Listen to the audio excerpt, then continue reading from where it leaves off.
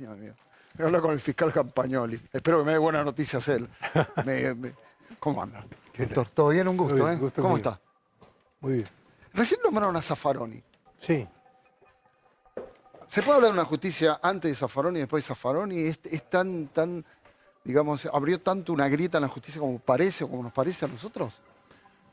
No, yo no lo veo así. Creo que, a ver, Zaffaroni es un jurista prestigioso internacionalmente, que en Alemania escribió muchos libros.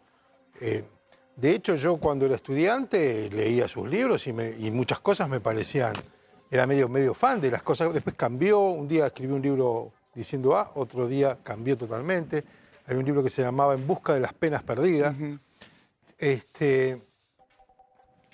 Y es Zaffaroni, pero la justicia no está integrada por un porcentaje importante de gente que piense como él. ¿Y por qué nos parece que sí? Y bueno, porque, Por ejemplo, cuando aparece un juez como Rossi.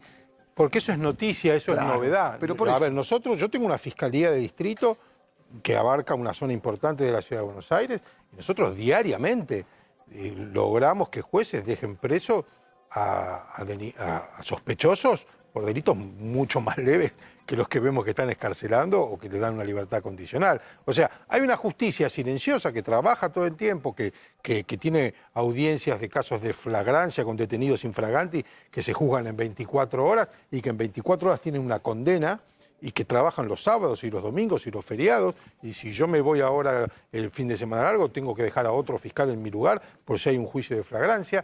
O sea, hay un montón de hombres y mujeres que trabajan todos los días en una justicia honesta, con un alto grado de eficacia desde mi punto de vista, porque no es que las cárceles están vacías, las cárceles están colmadas de detenidos, y con un alto índice de condenas y de procesamientos.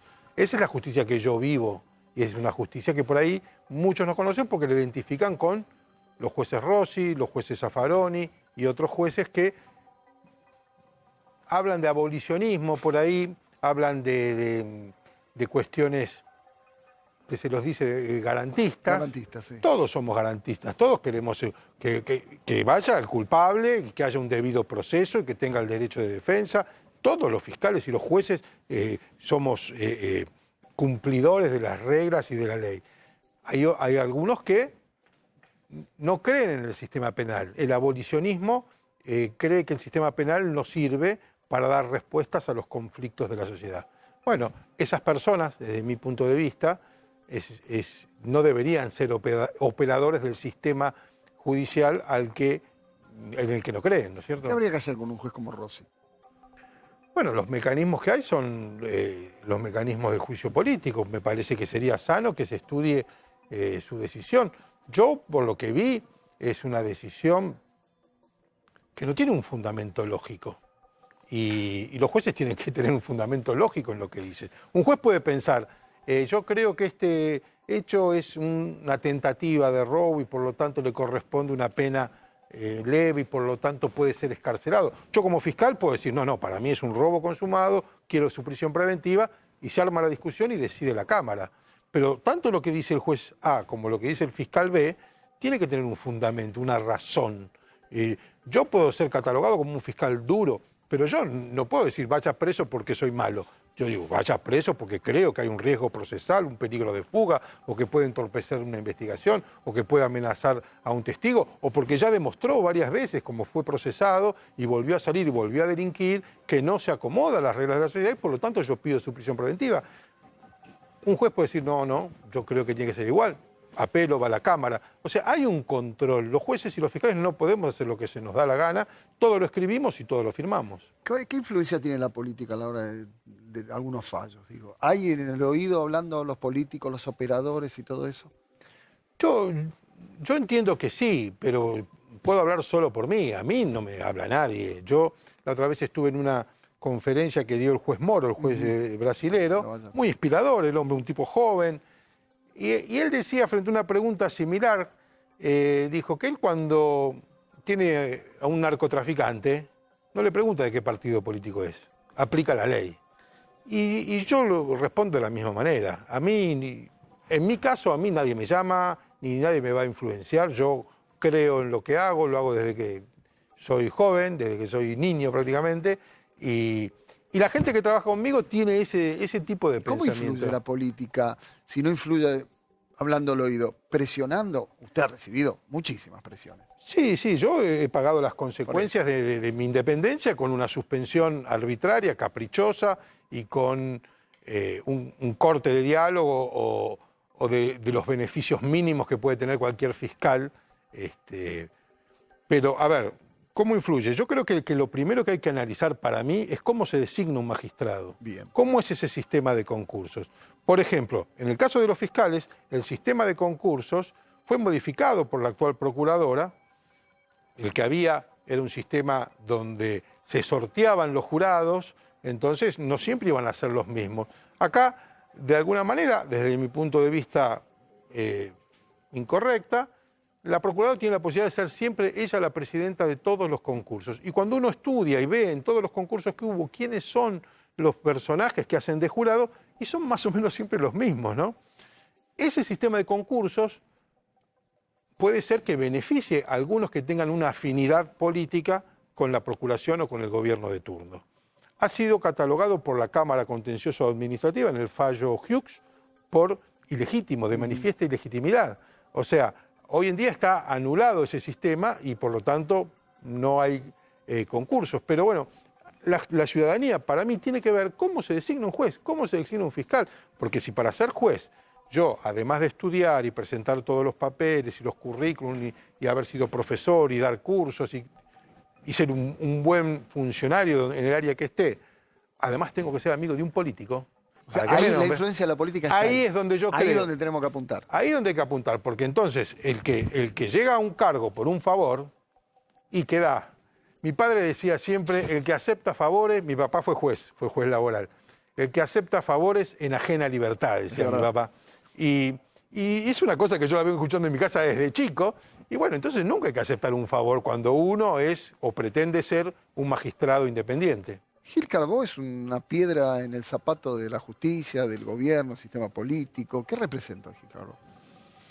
Bueno, yo he sido muy crítico de Gil Carbó desde el momento previo a mi suspensión. Yo le planteé una revocatoria de todas las cuestiones que me habían quitado mi fiscalía y yo le planteé por escrito.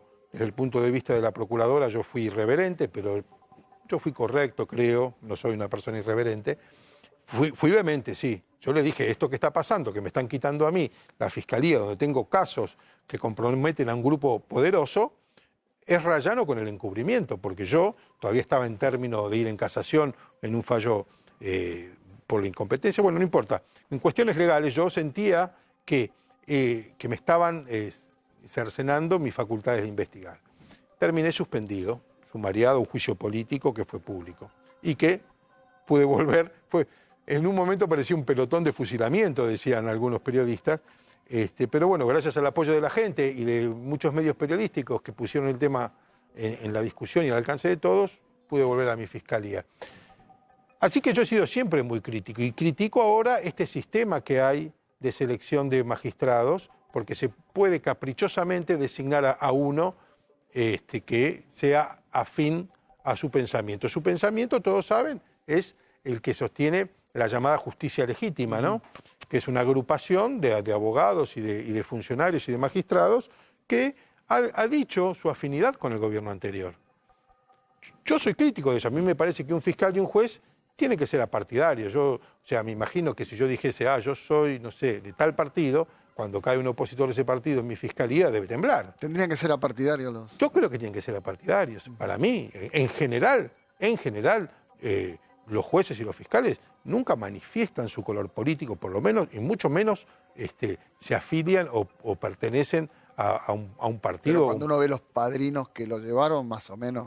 Bueno, uno puede interpretar, uno puede tener un pensamiento subjetivo, uno sabe, este fue con antes de ser juez era del gabinete de tal. Bueno, puede pensar, pero que uno públicamente diga, yo soy... La verdad que es muy preocupante para el justiciable. ¿Y se puede decir públicamente, y se lo pregunto a usted, ¿le gustaría ocupar el lugar de Gil Carbó, por ejemplo? Bueno, por supuesto, a mí me gustaría, es como un punto culmine en la carrera de cualquier fiscal. Yo sería un hipócrita si digo que no me gustaría. Hoy hay una procuradora que está en su cargo y que tiene una estabilidad, y a mí me parece que sería bueno que la discusión sobre los pasos que ha dado, porque, bueno, recientemente una investigación que hizo acá su colega el Avieri, Sí.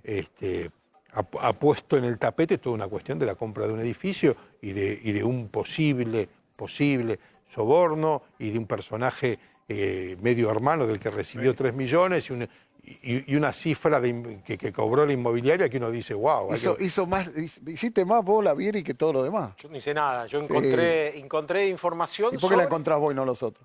Porque hace 25 años que trabajo de lo mismo, 25 años. ¿Cómo es? Explícale a la gente. La cosa es bastante simple. En el año 2013, la Procuración General de la Nación decidió mudarse y compraron un edificio nuevo. La procuradora, que tenía meses en el cargo, decidió que las oficinas centrales deberían pasar a otro lado. Decidieron comprar un edificio nuevo.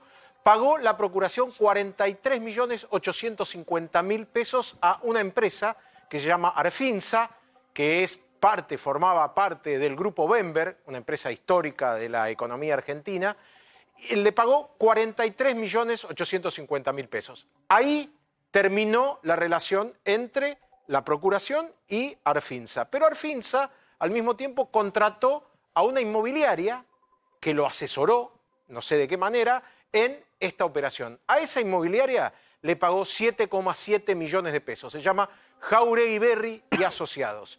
Esa inmobiliaria, además, subcontrató otra asesoría de un señor que se llama Juan Carlos Til, que vive en La Plata, en Los Hornos, en La Plata, que no tiene ninguna relación con el mercado inmobiliario, que es productor de seguros, pero que cobró 3 millones de pesos de asesoramiento, una comisión. Estamos hablando de 3 millones de pesos de julio del año 2013, $500.000 casi. ¿Cuál es la relación entre la Procuración, el negocio y Til? Muy simple. Su hermano, por parte de madre, Guillermo Belingui, era el subdirector general de la Procuración e intervino desde la foja 2 en el llamado a licitación. ¿Qué quiere decir esto? Que la empresa Arfinsa, la inmobiliaria y Til tenían información de adentro de la Procuración. Información clave que les permitió armar un gran negocio por el que hubo comisiones. ¿Qué pasó? Desde que el sábado pasado en Infobae publicamos la factura de los 3 millones cobrados. Se aceleraron los tiempos de la investigación por dos partes. Hay una causa judicial que lleva adelante por delegación el fiscal Tayano y está a cargo del juez Ercolini. Aumentó el pedido de medidas de prueba y avanzó la investigación. Y al mismo tiempo Gil Carbó, ¿qué hizo? A raíz de lo que se había publicado, separó a Belingui de su cargo y también pidió que se hiciera un sumario administrativo. ¿Dónde trabajaba Belingui hasta último momento? Seguía como subdirector de la Procuración. ¿Dónde trabajaba? En el área de la Procuración que combate al lavado de dinero. Yo les quiero decir que no es un chiste, es así. Lo habían destinado en el sector que combate el lavado de dinero de la Procuración y el hombre está involucrado a través de sus familiares en una operación tremendamente sospechada en la primera gran compra que hizo la Procuración General de la Nación en manos de Alejandra Gil Carbó. Cuando dijo combate el lavado de dinero, no, escuché una sonrisa. Y bueno, porque también tenemos... Combate lo que disparan, es raro. Claro, esto, ¿no? claro. La Procelac es una procuraduría que se creó también, que yo también he dicho en algún momento que a mí no me parece que es la mejor manera, porque en principio fue una procuraduría, o sea, creó una fiscalía como fuera de la ley y puso ahí un abogado que era el ahora fiscal Gonella, que terminó imputado en una causa justamente por excluirlo a Báez de la carátula, como se dice normalmente, en las investigaciones que yo estaba llevando a cabo. Y él, que fue fiscal Gonella, que fue en su momento procesado, nunca se tuvo ni un sumario. Y a mí por investigar me tuve que ir a mi casa, ¿no? Esas son las cosas que uno, altisonantes, que por un lado se crean fiscalías a piacere, por otro lado fiscales que juran en alguna jurisdicción como Chaco, Formosa, para ser fiscales ahí, como aparentemente son afines al pensamiento de la procuradora, los trae acá a Comodoro Pi. Entonces forma un ejército en Comodoro Pi que, y bueno, realmente es una piedra en el zapato, porque en lo que va del mandato del macrismo creo que hay 80 funcionarios imputados, creo que hay 5 imputaciones contra el presidente Macri. Que bienvenido que se investigue todo lo que se tenga que investigar, pero cuando uno manifiesta una afinidad con el gobierno anterior, crea una agrupación llamada Justicia Legítima y además es puesto a dedo en determinados lugares, bueno, la verdad que ahí... Sí, más que una piedra es un meteorito. Es un meteorito, ¿no? Si a eso le sumamos el tema que dijimos antes, del cambio en los concursos, bueno, ya se está pretendiendo esto que se llama la justicia militante, lo cual es contrario a cualquier sentido republicano de lo que debe ser la división de poderes. Tengo que hacer un corte, pero lo que le quiero preguntar es cuando choca el poder político, el poder judicial, como está pasando ahora con Carrió contra Lorenzetti. Digo, es un choque de 2 pesos pesados. Sí. ¿Qué pasa en la justicia? ¿Qué pasa en la política? ¿Qué pasa en la sociedad? Voy al corte y seguimos con esto. Bueno, cómo no. Gracias, doctor. Vamos. Estamos con el fiscal Campagnoli y le preguntaba si ese choque entre la política y la justicia, como lo que está pasando ahora de Carrió con Lorenzetti, ¿cómo influye eso? ¿Cómo pega en la justicia? Bueno, a ver, yo, desde mi punto de vista, en el área donde yo me manejo como fiscal de instrucción, que mi función es investigar y llevar casos penales, no tiene ninguna influencia en mi vida diaria. Una figura tan fuerte y tan respetada como es la diputada Carrió, y cuyas denuncias siempre han sido en principio descartadas, pero después se ha visto que han tenido color. Y bueno, me parece a mí que esto es sano para la República que se discuta en el Parlamento, que se discuta primero en la Comisión de Juicio Político, se descarte o no, y que después se vea. Me parece que todas estas cosas no nos deben asustar. Yo creo que... O sea, no hay espíritu de cuerpo en la justicia. No. De hecho, en la justicia de instrucción donde yo trabajo, los jueces que han sido sospechados por penales han sido investigados, procesados y después sometidos a juicio político y echados por la propia justicia de instrucción. Eso ha pasado con un sinnúmero de jueces, por ejemplo el caso del juez Trovato, por citarle uno emblemático, pero hubo otros. O sea, hay como una depuración propia en la propia justicia de instrucción. O sea que la justicia, los que integran la justicia, no ven mal esto. Yo no lo ven como una agresión, no lo ven como un avance. A mí me da ganas de pensar que estamos en una nueva etapa de nuestro país, con muchas dificultades, pero donde se empiezan a discutir cosas y actúan las instituciones. O sea, hay una comisión de juicio político en el Parlamento, dirá si esto tiene color o no. La denuncia que presentó es importante, tiene muchas cosas. ¿Es sólida además? No estoy en condiciones de decir si es sólida, pero que tiene muchas cuestiones interesantes para estudiar, las tiene. Y que funcionen las instituciones y que funcione el Parlamento y que acá no haya ningún intocable. Eso es lo que yo aspiro. Ni siquiera el presidente de la Corte. Nadie, ni el presidente de la Corte, ni el último. El que se investigue y que se ponga luz a algo que es vidrioso, a mí me parece bien. Una pregunta, pero jurídicamente, no deseos, no política, no nada. La pregunta es todo el tiempo, ¿Cristina va a terminar presa? ¿Cristina va a terminar presa? Jurídicamente, ¿eh? No quiero deseos, ni ganas, ni nada de nadie. Jurídicamente. Bueno, jurídicamente uno podría preguntarse por qué no. O sea, hoy mismo, fue hoy, que me notifiqué del juzgado 14, el juez Farías dictó la prisión preventiva de la comisión inspectora Beni como jefe de una banda de policía, sospechado de corrupción, que obtenían dinero de los comercios, de los trapitos. Diariamente no, pero cotidianamente en la justicia donde yo trabajo, casos de asociación ilícita, a los sospechosos se les deniega la excarcelación, se les dicta la prisión preventiva y esperan. O sea, y acá tenemos un cargo, un procesamiento que tiene 3 procesamientos la expresidenta. Se habla de que es jefa de una asociación ilícita, se habla de que tenían un plan sistemático para vaciar las arcas del Estado. Bueno, Y por todo eso está procesado. Ojo, hay que aclarar bien, un procesamiento, una vez que es confirmado por la Cámara, hay que tener en cuenta que ahí intervinieron un montón de funcionarios judiciales, de magistrados, 3 jueces de Cámara, el juez de primera instancia, el fiscal de primera instancia, el fiscal de segunda instancia, todos esos están de acuerdo en que esté procesada.